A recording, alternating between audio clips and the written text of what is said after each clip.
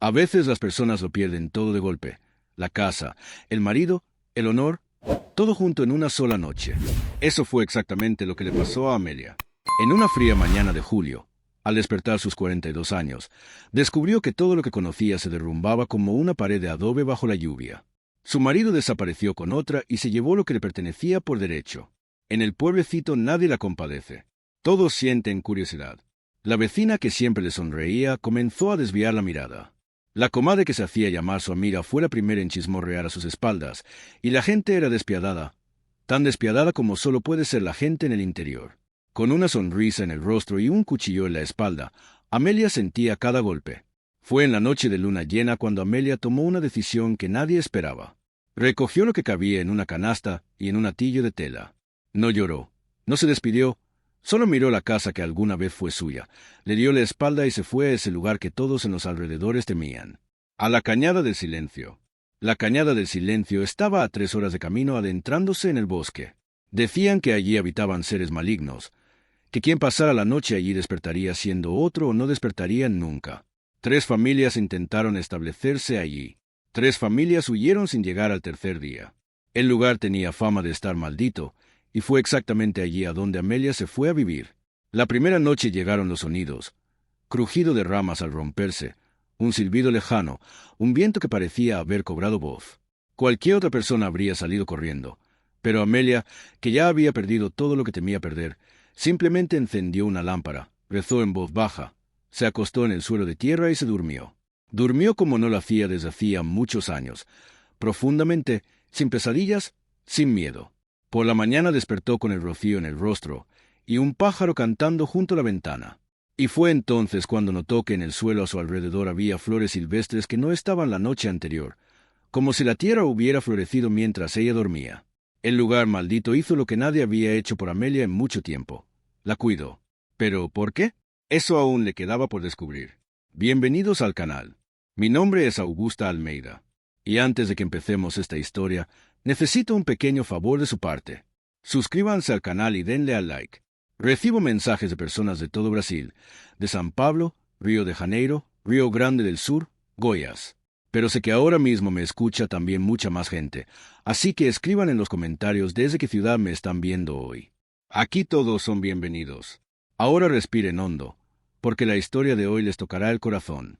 Amelia despertó aquella mañana con flores silvestres alrededor de su cuerpo y permaneció largo rato inmóvil, no por miedo, sino por asombro. Por primera vez en muchos meses despertó sin ese peso en el pecho que se siente cuando la vida se derrumba. Ese lugar que todos llamaban maldito, poseído, tierra en la que nadie debería pisar, resultó ser esa noche el único lugar en el mundo que le permitió descansar en paz. Miraba las flores pequeñas, amarillas y blancas, esparcidas por el suelo desnudo, como si alguien hubiera desplegado una alfombra para ella mientras dormía. No había explicación, y por primera vez en su vida, Amelia decidió que no la necesitaba. Se levantó lentamente, se sacudió el polvo del vestido, se ató el pelo castaño oscuro con un trozo de tela de latillo y salió a explorar los alrededores. La casita de piedra y adobe era vieja, pero las paredes aún se mantenían firmes. El techo de paja tenía 2 agujeros, pero por lo demás cubría bien. Había una pequeña ventana orientada al este, una puerta que chirriaba terriblemente pero que cerraba bien, y una estufa de barro en el rincón que parecía no haberse usado en muchos años. Era poco, casi nada, pero era suyo. Y eso, después de haber perdido la casa que su marido se llevó junto a otra, valía más que todo lo que se pueda comprar con dinero. Lo primero que hizo fue limpiar. Amelia tenía manos acostumbradas al trabajo. Desde pequeña aprendió que la mujer que no trabaja, no come. Pasó toda la mañana barriendo el suelo de tierra, quitando telarañas de las esquinas, arrancando la hierba que había crecido entre las piedras del umbral. Lo hacía sin prisas y sin quejas, como alguien que sabe que el trabajo es la única medicina que realmente ayuda contra un dolor que no tiene nombre. Afuera, el bosque de la Cañada del Silencio permanecía en silencio, observando. No había viento. Los pájaros no cantaban como en los campos abiertos. Aquí susurraban, como si respetaran el lugar donde se encontraban. Al segundo día fue a buscar agua. Sabía que cerca de los grotos siempre hay un manantial. Caminó por el denso bosque, mirando atentamente a su alrededor, hasta que encontró un delgado hilo de agua que brotaba entre las piedras cubiertas de musgo verde. El agua estaba fría, limpia, con ese sabor de la buena tierra que solo conoce quien ha bebido de un manantial. Llenó la vasija de barro, bebió varios sorbos desde la palma de su mano y sintió algo que no podía explicar. Como si el agua tuviera una fuerza, como si bebía de un pozo que nadie antes había tocado. Llevó la vasija a la casita y pasó el resto de la mañana reavivando la estufa de barro, recogiendo leña seca, avivando las brasas con paciencia hasta que el fuego prendió bien. La comida era sencilla. En su hatillo había traído un puñado de harina, un trozo de carne seca, un poco de frijoles y sal. Esa primera noche cocinó una papilla ligera, comió despacio, sentada en el umbral mirando el bosque. Y fue entonces cuando comprendió que la cañada del silencio no era en realidad silenciosa. Estaba llena de sonidos, pero eran sonidos internos, aquellos que el pueblo ahoga con chismes, ruido de gente, portazos y ladridos de perros. Aquí el silencio permitía escuchar lo que había dentro de uno mismo. Y Amelia decidió por primera vez escuchar. Por la noche los sonidos regresaron. Silbido lejano, crujido de ramas, la sensación de que los ojos del bosque estaban fijos en ella. Pero Amelia no se levantó, permaneció con los ojos abiertos, escuchando, y poco a poco comprendió que los sonidos no venían con amenaza, sino como advertencia, como si el bosque dijera, «Sé que estás aquí y lo permito». No era lo mismo que la aceptación humana. Era algo distinto, más antiguo, más honesto. Cerró los ojos y volvió a dormir, profundamente, sin pesadillas, como una niña que se duerme en brazos de su abuela. Al tercer día encontró el viejo huerto. Estaba detrás de la casita, oculto por la hierba alta, pero todo seguía en su lugar. Arbustos secos, el tocón de una palmera bananera en el que aún se veía un brote fresco, un ñame que había crecido por sí solo sin que nadie lo pidiera. Alguien había plantado todo aquello allí. Alguien había vivido en ese lugar antes que ella y había dejado la vida enterrada en la tierra. Amelia se arrodilló, pasó las manos por la tierra oscura y fértil y lloró. No de dolor, sino de gratitud, porque la tierra no la juzgó. La tierra no sabía quién era su marido, no sabía lo que decían las vecinas, no sabía que la habían traicionado y abandonado sin nada. La tierra solo sabía que allí había una mujer que necesitaba empezar de nuevo y le ofrecía ese comienzo. Pasó el resto del día deservando, arrancando la maleza con las manos, dejando que la tierra respirara. Las uñas se le habían ennegrecido con la tierra, le dolía la espalda, en 2 dedos le había brotado sangre por una espina escondida entre la hierba. Pero cuando el sol empezó a ocultarse tras el bosque y la luz adquirió ese tono de cobre viejo que solo se da en el atardecer del interior, Amelia se puso de pie, se secó el sudor con el dorso de la muñeca y contempló el pequeño trozo de tierra despejado. Por primera vez desde que todo se derrumbó, sintió que tenía suelo bajo sus pies. Suelo de verdad, no ese que su marido pudiera arrebatarle, no ese del que las vecinas pudieran chismorrear. Suelo que era suyo porque ella lo había ganado con sus propias manos aquel mismo día. Pero lo que nadie sabía, y ella misma tampoco aún, es que la cañada del silencio no era solo un olvidado pedazo de bosque en el mapa. Allí había algo que las 3 familias que intentaron establecerse antes que ella no comprendieron. Algo que las familias que huyeron de allí no tuvieron paciencia para descifrar. El lugar no expulsaba a la gente por maldad. Las expulsaba porque no todos estaban preparados para quedarse. Amelia, sin saberlo, era exactamente la persona que ese lugar estaba esperando. Durante la primera semana, Amelia estableció una rutina. Despertaba antes del amanecer, iba por agua al manantial, encendía la estufa, comía lo que había, trabajaba en el huerto, arreglaba la casita donde hiciera falta, y al atardecer se sentaba en el umbral y miraba el bosque hasta que caía la oscuridad. Era una vida sencilla, tan sencilla que parecía primitiva, pero tenía esa dignidad que la vida en el pueblo con las vecinas y con su marido nunca le había dado. Nadie la miraba con lástima, nadie susurraba al pasar. Nadie esperaba que tuviera que explicarse, justificarse, pedir perdón porque la habían traicionado, como si fuera culpa suya. El bosque no exigía eso, la tierra no exigía eso. Y poco a poco, Amelia empezó a recordar quién era antes de convertirse en la esposa de alguien. En la segunda semana comenzó a notar las rarezas con más claridad. Lo primero fueron las flores, que había atribuido semillas traídas por el viento. Lo segundo fue el manantial. Por más agua que sacara, el chorro nunca disminuía, incluso en los días más secos, cuando la tierra a su alrededor se agrietaba por el calor. Lo tercero fue el huerto. La col que había trasplantado crecía a una velocidad increíble. En 5 días, las matas se habían vuelto altas y frondosas, como si las hubieran plantado un mes atrás. Se arrodilló junto a la col y se quedó mirando largo rato, buscando una explicación racional. No encontró ninguna. La tierra de la Cañada del Silencio era diferente a cualquier otra tierra. Lo había comprendido ya cuando hundió las manos en ella. Era más oscura, más húmeda, más viva, como si respirara. Un jueves, mientras reparaba el techo de paja con varas cortadas en el bosque, oyó un sonido distinto a los demás. No era el crujir de una rama ni el viento. Eran pasos lentos, firmes, que venían del lado del sendero que llevaba al pueblo. Amelia bajó del techo, tomó el mango de la azada que siempre mantenía cerca, no por miedo sino por precaución, y fue a mirar. Al borde del patio, detenido como si no supiera si podía entrar, estaba un niño. Tendría unos 10 u 11 años. Flaco, descalzo, con una camisa rota y los ojos muy abiertos por el miedo, listo para echar a correr en cualquier momento, pero esforzándose por ser valiente. —¿Es usted la que se instaló en la cañada? —preguntó con una voz ronca por el susto. —Sí, soy yo —respondió Amelia, sin endurecer la voz pero tampoco suavizándola.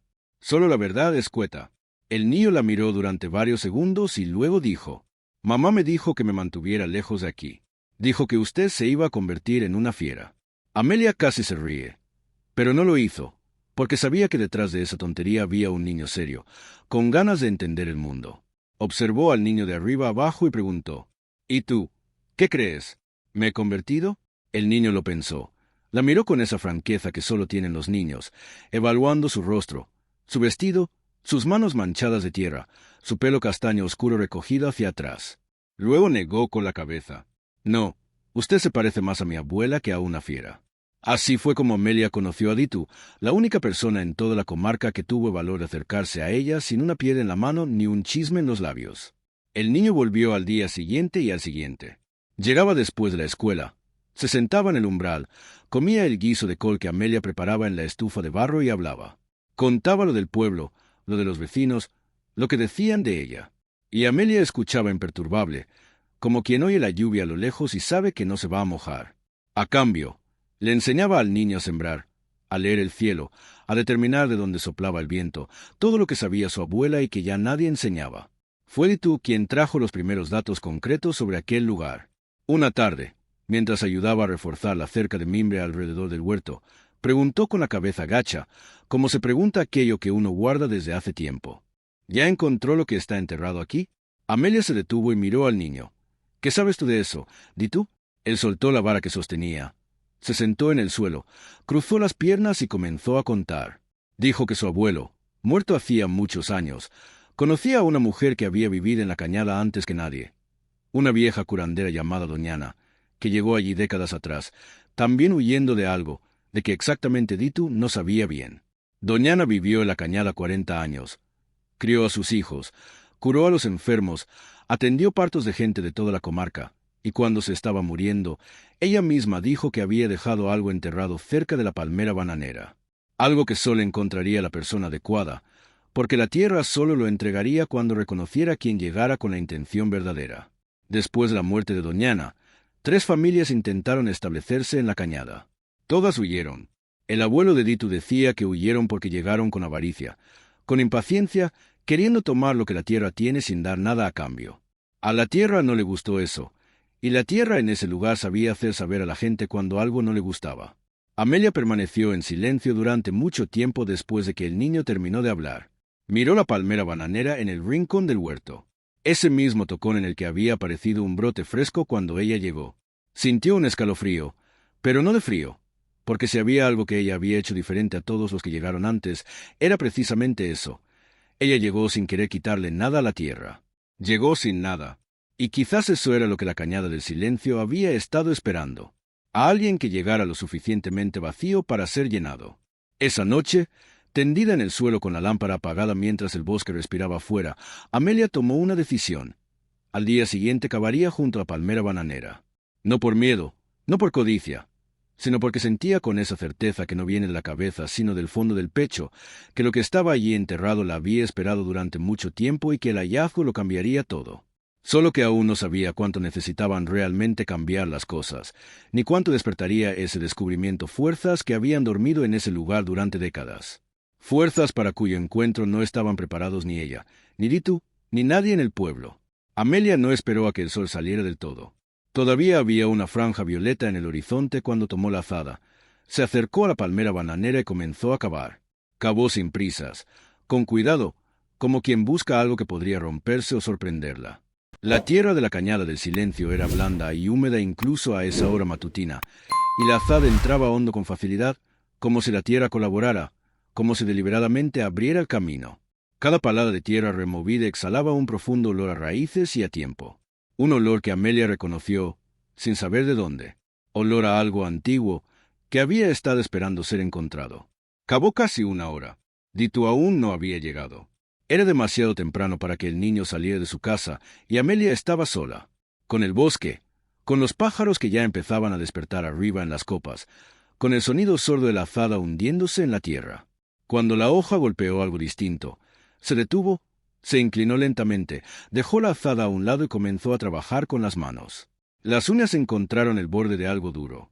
Cerámica, no piedra. Fue limpiando la tierra con los dedos con la paciencia de quien sabe que lo que está abajo vale más que las prisas.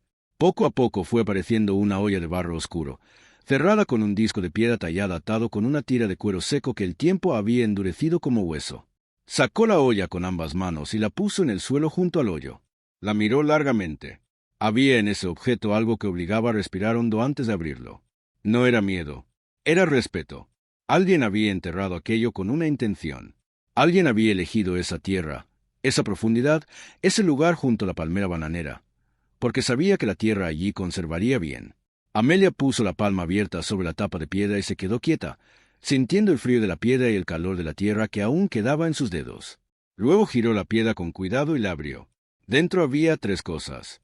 Primero, un manojo de hierbas secas atadas con un hilo negro, ruda, pimienta de Guinea, romero silvestre, que incluso secas desprendían un aroma que llenaba el aire alrededor como incienso.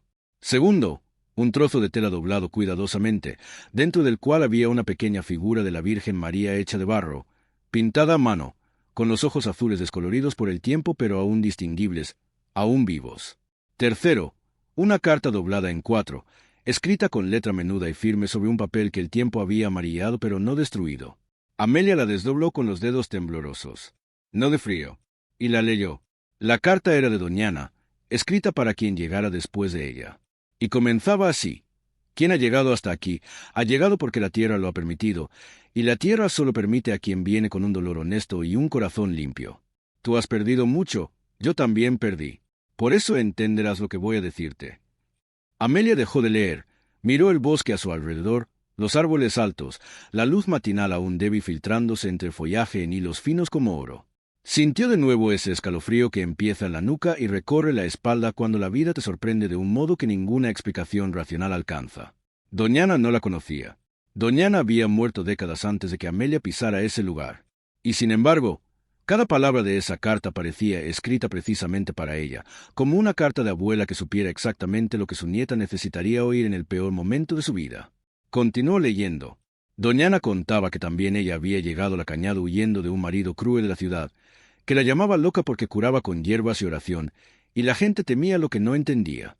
Contaba que la tierra de la Cañada le había dado refugio, salud, con el tiempo, un propósito, que las hierbas crecían allí con una fuerza que no tenían en ningún otro lugar, porque la Cañada estaba situada sobre una fuente subterránea muy antigua que los indios de antaño conocían, que el agua que venía de las profundidades de la tierra llevaba dentro algo que ella llamaba simplemente gracia, una fuerza que protegía a quien vivía allí con buena intención y expulsaba a quien llegaba con avaricia o maldad en el corazón.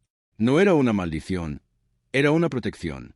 Era un lugar que elegía a sus propias personas. Y al final de la carta, Doñana escribió: cuida las hierbas, cuida el manantial, deja que la tierra trabaje por ti. Y cuando el pueblo venga por ti, y vendrá, siempre viene, tú ya sabrás qué hacer. La Cañada te enseñará. Solo necesitas estar lo suficientemente quieta para escuchar. Amelia dobló lentamente la carta, la apretó un instante contra su pecho y cerró los ojos. El bosque a su alrededor respiraba junto con ella. Luego guardó la carta de nuevo en la olla, colocó con cuidado la figurilla de la Virgen en el bolsillo de su delantal y se puso de pie. El sol había subido lo suficiente como para calentarle la espalda. El huerto verdeaba y vivía ante ella. El manantial borboteaba detrás. Y Amelia, por primera vez desde que perdió todo, sintió que no estaba sola. No en el sentido humano, sino en ese otro más importante, en ese que no te abandona cuando la vida se derrumba. El pueblo no tardó en llegar. Doñana lo había advertido en la carta, y Doñana sabía bien de lo que hablaba. El viernes, 3 semanas después de que Amelia se estableciera en la cañada, estaba recogiendo hojas de col cuando oyó pasos pesados en el sendero. No eran los pasos ligeros de Ditu. Eran pasos de adultos, de varias personas, que caminaban con la seguridad de quienes creen tener derecho a ir donde sea. Amelia dejó las hojas en la cesta, se secó las manos en el delantal y salió a la fachada de la casita. Se colocó en el umbral, con los brazos cruzados y firme en sus talones. Eran 3. Al primero lo reconoció de lejos, Seo Altamiro, el dueño de la tienda del pueblo. Un hombre gordo con sombrero de cuero y una barriga prominente que la vida fácil le había ido construyendo, a quien siempre tuvo más de lo que necesitaba. Junto él caminaba doña Generosa, que no tenía nada de generoso, ni en el nombre ni en el carácter. La mujer más influyente del pueblo, que se metía en la vida de los demás como si la hubieran puesto en este mundo precisamente para eso. Y detrás de ambos, un poco más atrás, iba el padre Ezequiel, viejo, encorvado, con su devocionario en la mano y el aspecto de alguien que preferiría no estar allí, pero a quien habían convencido de que era su deber. Se detuvieron a unos 10 pasos del umbral. Seo Altamiro se quitó el sombrero. No por respeto, sino porque el sol le daba la cara y le molestaba para mirar. Observó a Amelia con esa mezcla de curiosidad y desprecio que los hombres poderosos suelen reservar para las mujeres que se salen de su control. Amelia, dijo, como si el nombre fuera una acusación. Hemos venido a ver cómo estás aquí y a hablar de esta situación. ¿Qué situación? Respondió ella con voz tranquila y la postura firme de quien está en su propio terreno y lo sabe. Doña Generosa dio un paso al frente, ajustándose el chal con ambas manos en un gesto que Amelia conocía bien. Era el gesto de quien se prepara para decir algo que, en su opinión, debería doler. La situación es que vives en un lugar que no sirve para nada, asustas a los niños y das mal ejemplo a las mujeres del pueblo, dijo la señora con los labios finos de quien elige las palabras como quien elige piedras para tirar. Amelia no parpadeó, no se inclinó hacia adelante. Siguió en el mismo sitio, con los pies firmemente plantados en el umbral y los ojos verdes fijos en doña Generosa. Y esperó. Esperó hasta que el silencio se volvió insoportable, porque esa es la única arma que tiene una mujer que no posee nada contra una mujer que lo posee todo, y funciona mejor que cualquier palabra. El primero en hablar fue el padre Ezequiel, con voz de hombre cansado de ser instrumento ajeno. Hija mía, nos preocupa tu bienestar. Ese lugar, tan apartado, con esa fama, la gente teme por ti. La gente teme lo que no entiende. Padre, respondió Amelia con respeto, pero sin ceder. Este lugar no me ha hecho ningún daño. Al contrario. Y entonces hizo algo que ninguno de los 3 esperaba. Entró en la casita, volvió con la cesta de coles cógidas aquella misma mañana, verdes, jugosas, impecables, y se la tendió a Seo Altamiro sin ceremonias. Llévense un regalo de la cañada del silencio a la tienda. Quien quiera saber de dónde viene, que me mande recado. Yo le explico cómo sembrar. Seo Altamiro miró la col como si pudiera estar envenenada. Doña Generosa abrió un poco la boca. El padre Ezequiel, sin embargo, no pudo contener una pequeña sonrisa que ocultó enseguida detrás del devocionario, porque en la postura de Amelia había algo que no podía ser destruido ni con chismes ni con poder. Estaba bien, mejor que bien. La piel sana, la mirada viva, las manos fuertes por el trabajo honesto. No había ni rastro de locura, ni miedo, ni abandono. Había una mujer que lo había perdido todo y había encontrado algo que valía más. Y ese algo se transparentaba en ella como se transparenta la luz en una ventana que ha estado cerrada mucho tiempo y por fin alguien la abre. Los 3 se fueron sin obtener lo que habían venido a buscar. No había nadie a quien salvar allí, porque Amelia no estaba perdida. Y eso fue lo que más dolió a doña Generosa, que aún intentó lanzar la última palabra, girándose en el sendero. Esto no quedará así, Amelia. El pueblo tomará medidas. Amelia no respondió. Se quedó en el umbral, mirando cómo los 3 desaparecían por el sendero del bosque. Y cuando el último sonido de paso se disolvió, respiró hondo. Sabía que doña Generosa no tiraba las palabras al viento. El pueblo vendría de nuevo. Vendría con más gente, con más presión, tal vez con un alguacil, tal vez con papeles y argumentos a los que ella no podría enfrentarse en el campo de la ley. Pero también sabía, y esa certeza venía de esa misma profundidad de donde habían llegado todas las demás certezas desde que llegó a la cañada, que en esa lucha no estaba sola. La tierra estaba de su lado. La carta de Doñana estaba en el bolsillo de su delantal, y las hierbas, el manantial y esa antigua fuerza que habitaba en ese lugar antes de que ninguno de ellos naciera, esperaban para mostrar de lo que eran capaces. Esa tarde, Ditu apareció en la puerta con el rostro preocupado. Había oído en el pueblo que Seo Altamiro hablaba de traer al coronel de la comarca y obligar a Amelia a abandonar la cañada. El niño estaba asustado. Amelia hizo una infusión de toronjil en la estufa de barro, la sirvió en 2 tazas y se sentó junto al niño en el umbral, mirando el bosque oscuro y estrellado. Permanecieron en silencio un rato. Luego Amelia puso una mano en su hombro y dijo con la voz tranquila de quien ya ha pasado por lo peor y ha sobrevivido: Ditu, yo ya perdí la casa, el marido y el honor en una sola noche. Si el coronel viene, lo recibiré igual que he recibido los demás, con col fresca y la puerta abierta. Lo que ellos aún no saben es que en este lugar hay más fuerza de la que ninguno puede imaginar. Y en mí también. El niño la miró largamente, luego asintió despacio, como alguien que acaba de entender algo que llevará consigo el resto de su vida. Y el bosque a su alrededor se quedó en silencio.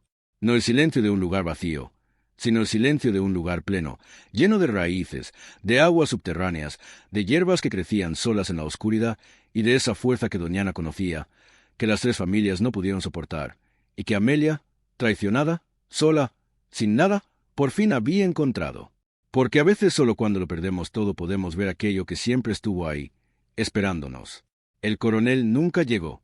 Cuentan que envió a 2 matones a la entrada de la Cañada del Silencio un día de octubre y que ambos volvieron antes del anochecer, sin poder explicar bien qué sintieron allí. Dijeron solamente que no era un lugar donde valiera la pena entrar con malas intenciones. Seo Altamiro nunca volvió a hablar del asunto.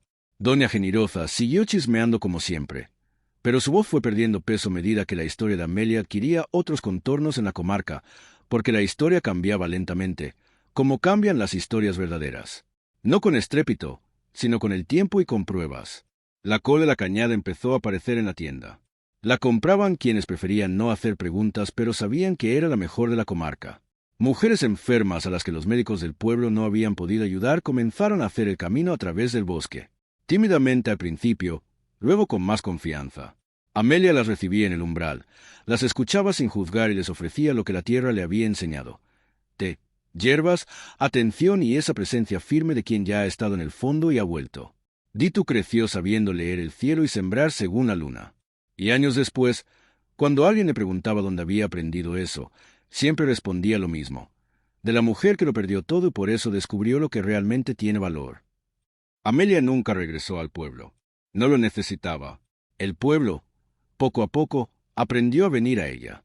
Y el lugar donde nadie podía resistir se convirtió con el tiempo en el único sitio de la comarca donde cualquier persona, sin importar lo que hubiera perdido, podía llegar y sentir que bajo sus pies aún había tierra firme. Porque a veces lo que el mundo llama maldición no es más que una protección que nadie se ha quedado el tiempo suficiente para comprender.